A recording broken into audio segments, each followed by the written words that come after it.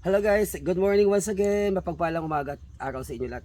Ito saluyot dahon, pag antioxidant, maraming vitamins, minerals ito, maraming mga magagawa na para sa health natin. Ito naman ang aking na harvest ngayon. Samot-samot, sari-sari.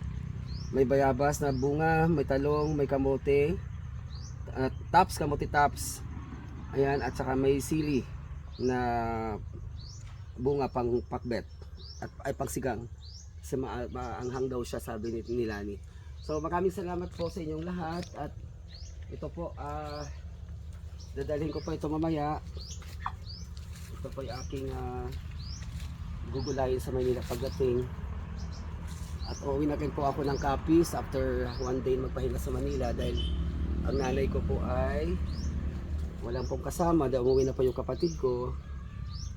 Mag-aaral kasi ang anak niya, kaya ako naman po ang uwi at hahalili.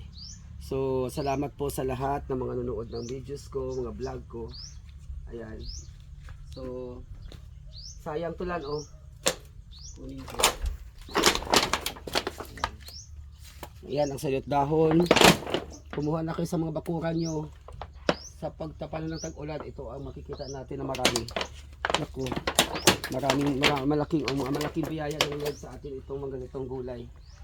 Dahil ito ay libre lang, hindi na binibili, pero sa Maynila talaga binibili lahat. Ayan. Salamat po, maraming salamat. God bless po. God bless.